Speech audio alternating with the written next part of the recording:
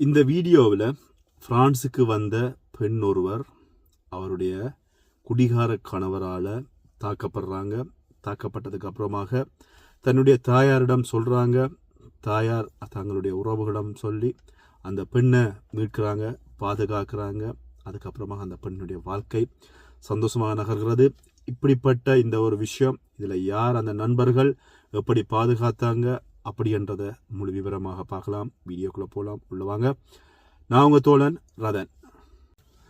என்னுடைய சேனலுக்கு புதிதாக வருபவர்கள் என்னுடைய சேனலை வந்து சப்ஸ்கிரைப் பண்ணுங்கள், லைக் பண்ணுங்கள், கமெண்ட் பண்ணுங்கள். இதுபோல் உங்களுடைய வாழ்க்கையிலும் ஏதாவது சம்பவங்கள், அசம்பாவிதங்கள் அல்லது ஏதாவது ஒரு விழிப்புணர்வான விஷயங்கள் இடம்பெற்றிருந்தால் என்னோடு பகிர்ந்து கொள்ளணும் அப்படின்னு சொன்னால் உங்களுடைய பேர் விவரங்கள் எதுவுமே பகிர மாட்டேன். விழிப்புணர்வுக்காக விஷயங்களை பகிர்ந்து விடுறேன். எழுதி அனுப்புங்க. மீடியா துரோகம் 01@gmail.com அல்லது 003375155125 என்னுடைய வாட்ஸ்அப் இலக்கம். கால் பண்ணாதீங்க. வாட்ஸ்அப் இலக்கத்துக்கு நீங்கள் எழுதி அனுப்புங்க. நிச்சயமாக உங்களுடைய பகிர்வுகள் நல்ல பகிர்வுகளாக, விழிப்புணர்வான பகிர்வுகளாக இருந்தால் நிச்சயமாக பகிர்ந்து விடுறேன். இந்த வீடியோவில் சொல்லப்படுகின்ற சகோதரி எங்களுடைய தமிழர் தாயக பிரதேசத்தை சேர்ந்தவங்க. இந்த இடம் அப்படின்றதும் பேர் பிறவும் வந்து நான் சொல்ல விரும்பலை. குறிப்பிட்ட சகோதரிக்கு வந்து 21 வயசுல இலங்கையில வந்து திருமணம் பார்க்கப்படுகிறது. எல்லாருக்கும் போலவும் அல்லது எல்லா பெண் குழந்தைகளுக்கு திருமணம் பெற்றோர் பேசுவது போல இந்த பெண்ணுக்கும் வந்து பெற்றோர் திருமணம் பார்க்குறாங்க, திருமணம் பேசுறாங்க, திருமணம் முடிப்பதற்கான ஏற்பாடுகளை செய்கிறாங்க. ஆனால் உள்ளூரில் வந்து குறிப்பிட்ட பெண் அந்த பெண்ணுக்கு வந்து அவருடைய குணத்துக்கு வந்து அங்கே மணமகன்கள் அல்லது மணமகனுடைய பெற்றோர்கள் தயாராக இருந்தாலும் பெற்றோருக்கு வந்து தங்களுடைய குடும்ப சூழ்நிலை காரணமாக எப்படியாவது வெளிநாட்டுக்கு அனுப்பிவிட வேண்டும் என்றதன் அடிப்படையில் வந்து வெளிநாட்டுக்கு அனுப்புவதற்கு திருமணம் பேசுகிறாங்க. திருமணம் பேசுகின்ற பொழுது இங்கே பிரான்ஸ் நாட்டை சேர்ந்த நபர் ஒருவருடைய குறிப்பு பொருத்தமாகிறது. அப்பொழுது வந்து கல்யாணத்திற்காக சொல்றாரு.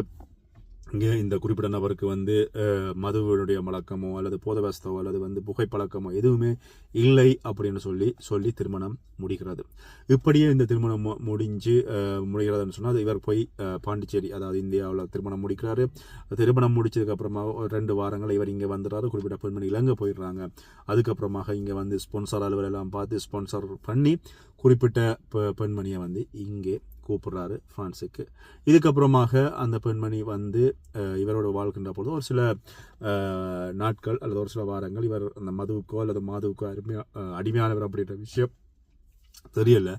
ஆனால் காலப்போக்கில் என்ன நடக்கிறது அப்படின்னு சொன்னால் இந்த குறிப்பிட்ட பெண்மணியுடைய கணவர் வந்து மது குடித்துட்டு வீட்டுக்கு வர ஆரம்பிக்கிறாரு. இவர் வந்து கொஞ்சம் கொஞ்சமாக இந்த பெண்மணி கண்டிக்கிறாங்க.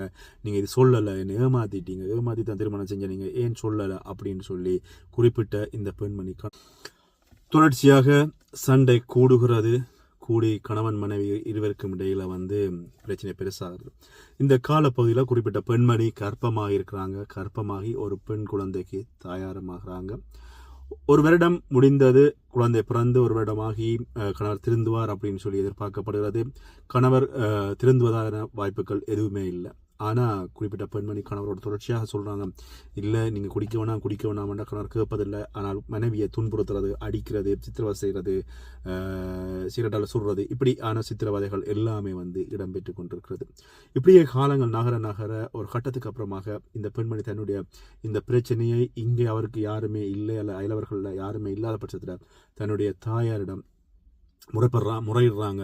இப்படி என்னால் வந்து இங்கே வாழ முடியலை, என்னால் உயிரோடு இருக்க முடியலை, இப்படியே இருந்தால் நான் விரைவில் வந்து நான் இறந்துடுவேன் அப்படின்னு சொல்லி கண்ணீர் மல்க அந்த சகோதரி வந்து அங்கே சொல்கிறாங்க தாயாரிடம்.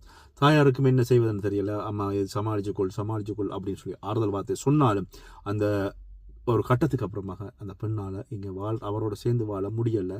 என்ன காரணம்னு சொன்னால் அவ்வளவு சித்திரவதை, வாயில் துணி வச்சு அடிக்கிறது அல்லது வந்து வாயில் துணி வச்சு உடம்புகளில் வந்து சிகரெட்டில் சுடுறது, இப்படியான சித்திரவதைகளுக்கு வந்து இடம்பெறுகின்ற பொழுது அந்த பெண்மணிக்கு வந்து தன்னால் அடுத்த கட்டம் என்ன செய்யறதுன்னு தெரியாத பட்சத்தில் தாயார்னு சொல்கிறாங்க, ஒன்றில் என்ன இந்த வீட்டிலேருந்து வெளியில் போவதற்கான ஏற்பாடுகள் செய்யுங்க, இல்லை நானே என் நோய் வந்து மாற்றிக்கொள்வதற்கான வாய்ப்புகள் தான் அளவுக்கு அதிகமாக இருக்கிறது அப்படின்னு சொல்லி அந்த பெண்மணி சொல்கிறாங்க தாயாரிடம், பெற்றோரிடம்.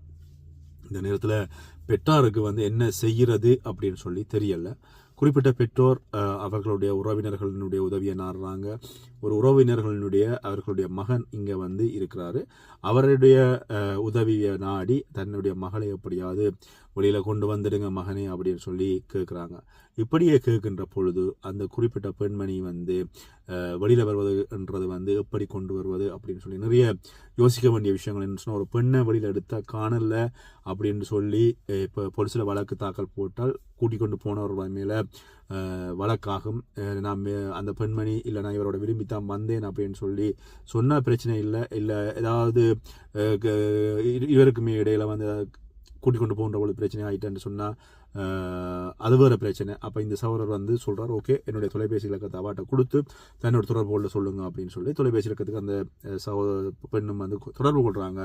தொடர்பு கொண்டதுக்கு அப்புறமாக என்ன நடக்கிறதுன்னு சொன்னால், இந்த இந்த அந்த சகோதரன் வந்து கேட்குறாரு, உங்களுடைய கணவர் இப்போ வீட்டை வருவார், என்ன நாங்கள் உங்களை வெளியில் கூட்டிகிட்டு போகிறது அப்படின்னு சொல்லி கேட்குற பொழுது இன்னொரு பிரச்சனைன்னு சொன்னால், குறிப்பிட்ட பெண்ணினுடைய பாஸ்போர்ட் விசா எல்லாமே வந்து கணவர் வந்து கொடுக்கல, அவர் வந்து அதையும் வந்து ஒழிச்சு வச்சுட்டார் அப்படின்னு சொல்லி சொல்லப்பட்டிருக்கிறது.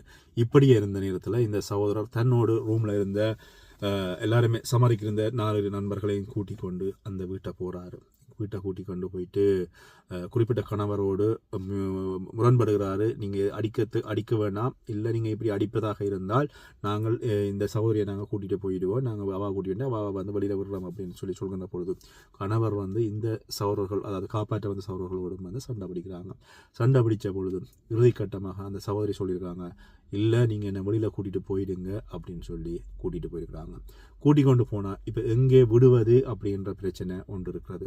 வீட்டை ஒரு குழந்தை தாயை கொண்டு போயிட்டு கூட்டிக் கொண்டு போயிட்டு தங்களுடைய ரூமில் வந்து தாங்கள் இந்த ரூம் எல்லாத்தையும் வந்து தாங்கள் ஹோலுக்குள்ள இருந்து கொண்டு அந்த ரூமை கொடுத்துருக்குறாங்க. 1 நாள் 2 நாள் சமாளிங்க, அதுக்கிடையில் நாங்கள் ஏதாவது ஒரு வீடோ அல்லது வந்து ரூமோ வந்து நாங்கள் உங்களுக்கு ஏற்பாடு பண்ணிவிட்டு நாங்கள் உங்களை வெளியில் கூட்டிக் கொண்டு விடுறோம் அப்படின்னு சொல்லியிருக்கிறாங்க. இப்படியே இருக்கின்ற பொழுது இந்த காப்பாற்றிய அந்த சகோதரர் வந்து ஒரு ரூம் ஒன்று தேடி இந்த சகோதரியை வந்து கூட்டிக் கொண்டு அந்த ரூமில் விடுறாங்க. என்று சொன்னால் இங்கே பொடியங்களோடு இருக்கின்றது அப்படின்றது பாதுகாப்பு இல்லை. ஆனால் எல்லாருமே கிட்டத்தட்ட அவர்களுடைய நெருங்கிய ஒரே கிராமத்தவர்கள் என்றதுனால ஓரளவுக்கு அந்த சகோதரிக்கு நம்பிக்கை இருந்தது. அங்கே வந்து ஒரு பேயிடம் வந்து மாட்டிட்டு இருப்பதை விட இங்கே வந்து நான் ஓரளவுக்கு பாதுகாப்பாக இருக்கிறத அந்த சகோதரி உணர்ந்திருக்கிறாங்க. இப்படி இருக்கின்ற பொழுது இவரை கூட்டிக் கொண்டு ஒரு இடத்த வெளியில் விடுறாங்க. அதுக்கப்புறமாக விசா வந்து எடுக்கிறதுக்கான முயற்சிகள் எல்லாமே நடைபெற்று கொண்டிருக்கின்றது. இந்த நேரத்தில் குறிப்பிட்ட கணவரிடம் வந்து விவாகரத்து கூறப்படுகிறது. குறிப்பிட்ட கணவர் விவாகரத்து தரமாட்டேன்னு சொல்கிறாரு.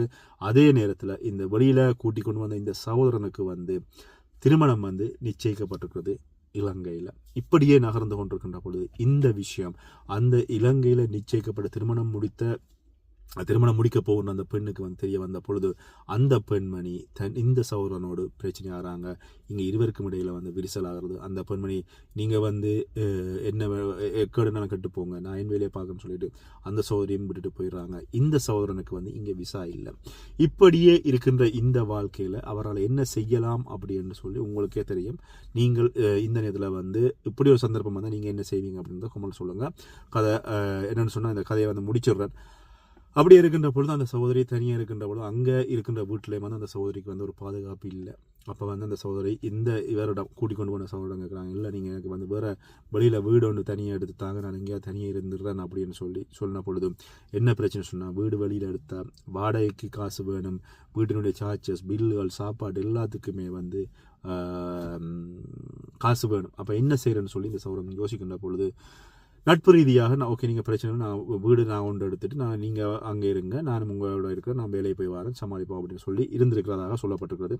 இப்படியே சொல்கின்ற பொழுது ஒரு கட்டத்துக்கு அப்புறமாக இந்த பெண்மணிக்கு கணவர் விவாகரத்து கொடுக்காத நேரத்தில் இந்த சகோதரி வந்து இந்த கூட்டிக் கொண்டு போன நண்பரிடம் அந்த சகோதரன் வந்து கேட்குறாரு, இல்லை எனக்கு வந்து நீங்கள் பாதுகாப்பாக இருக்கிறீங்க, நான் பாதுகாப்பாக இருப்பதாக உணர்றேன், எனக்கு வந்து நான் வந்து உங்களை திருமணம் முடிக்கலாம் அப்படின்னு சொல்லி யோசிக்கிறேன், எனக்கு வந்து நான் வந்து சந்தோஷமான ஒரு வாழ்க்கையை நம்ம அனுபவிக்கணும், இப்படி வந்து இதுவரை 2-3 வருடங்கள் திருமணம் என்கின்ற பேரில் வந்து நான் வந்து என்னுடைய வாழ்க்கையை வந்து நான் தியாகம் செஞ்சிட்டேன் அப்படின்ற பொழுது இந்த ஆணுக்கு வந்து ஏற்கனவே அவருடைய திருமண வாழ்க்கையில் இடம்பெற்ற அந்த சோகம் அல்லது அவருடைய நிச்சயிக்கப்பட்ட பெண்ணும் வந்து வேணாமன்ற பொழுது இவரும் வந்து மனம் மாறி இந்த பெண்ணை வந்து திருமணம் முடித்து தன்னுடைய வாழ்க்கை பயணத்தில் அப்படியே சந்தோஷமாக பயணிப்பதாக சொல்லப்படுறது. ஆனால் அவருக்கு வந்து இன்னும் விசா கிடைச்சதா அப்படின்ற விஷயங்களை வந்து இதில் தெளிவுபடுத்தலை.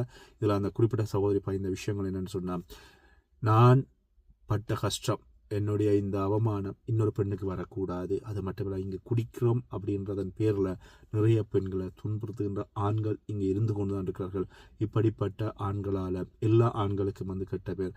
என்னை பாதுகாத்த இந்த ஆண் மாதிரி நிறைய ஆண்கள் உதவி செய்து நல்ல பேர் தங்களுடைய வாழ்க்கையை இழந்து உதவி செய்கிற ஆண்கள் நிறைய பேர் இருக்கிறார்கள். இப்படிப்பட்ட ஆண்களுக்கும் ஆண்களையும் வந்து நாங்கள் வழியில் சொல்லணும். ஆனால் தயவு செஞ்சு இதை பயிருங்க அப்படின்னு சொல்லி பெரிய கட்டுரையாக எழுதப்பட்டதை நான் முடிஞ்சவரை சுருக்கி உங்களோட பகிர்ந்து கொள்கிறேன்.